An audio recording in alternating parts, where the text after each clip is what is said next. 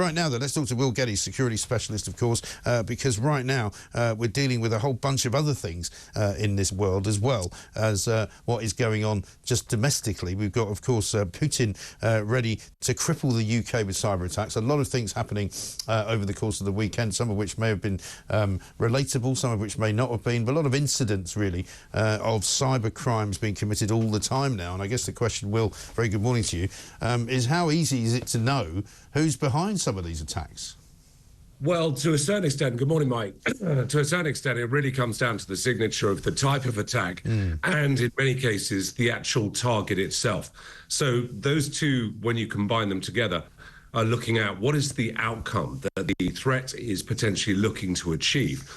And what we've seen very recently is a lot of targeting against our CNI, or critical national infrastructure, to basically see what they can do to try and cripple our capabilities, whether it be in terms of our nuclear capability, whether it be in terms of our missile capability or military capabilities, but also down to day-to-day business. And this also affects potentially the financial markets. Now, although many of the big investment banks, many of the clearing banks, the banks that we have our accounts held with, are pretty much on top of their game, and they're used to consistent attacks against them from a variety of sources. We ourselves, as customers, have to be very cautious, and we have to be very careful, because the Russians have had a long time to develop their capabilities and also their proxies, because very rarely will you see it actually coming from a designated military state asset. It will come from a proxy. Yeah, and we've seen, haven't we, already, their ability at sort of blocking radar on planes, on flights. And Grant Shapps, I think, was on a flight coming back from Poland, which they managed to jam the radar on. I mean, technically speaking, that could become, if they started doing stuff like that, could become quite problematic over Western Europe. Oh, yes, and incredibly dangerous as well, Mike. I mean, when we look at certainly some of the activities of the 29155, which is this GRU unit, this very covert, clandestine Russian intelligence unit, who were, as many of the listeners and the viewers will remember, were attributed to the Skripal attacking in Salisbury. They will do a variety of different types of activities, or certainly plan and manage them, even if they're undertaken by individual and separate actors.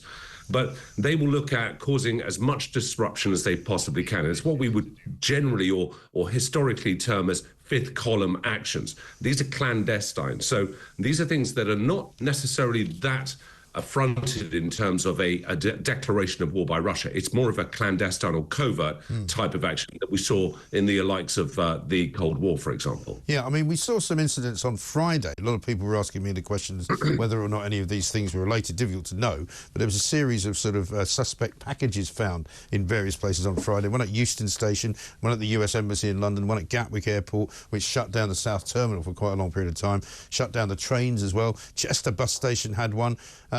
I mean, again, I don't know what your intelligence is on that stuff, but I mean, it's difficult to know whether any of it's related. Well, I can probably say quite safely that it was, Mike. I've spoken to a few sources of mine, certainly in terms of the US Embassy controlled detonation and the one which was at the airport at Gatwick.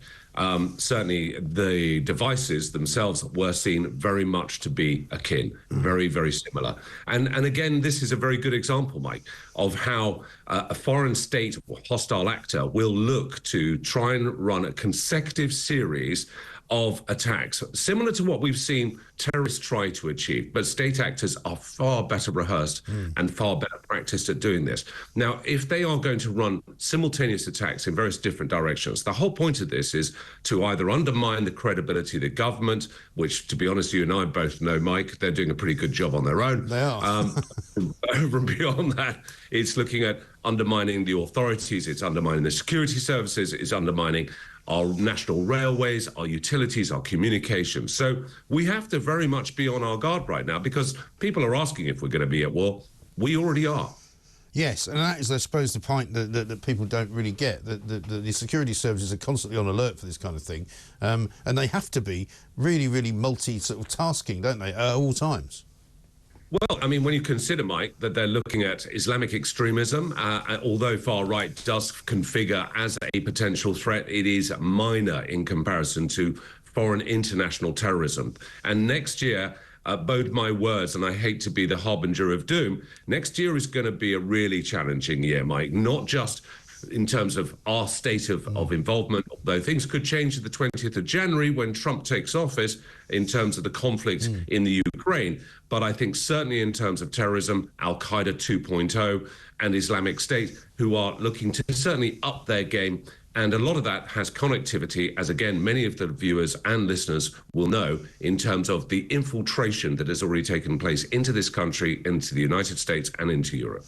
Interesting stuff. Will, great to talk to you. Thanks very much indeed. Will Geddes, security specialist there, saying that all of those controlled explosions last Friday, if you remember, on suspect packages and Euston Station, the US Embassy, Gatwick Airport, Chester Bus Station, are all being seen as in some way connected by the security services. Fascinating time.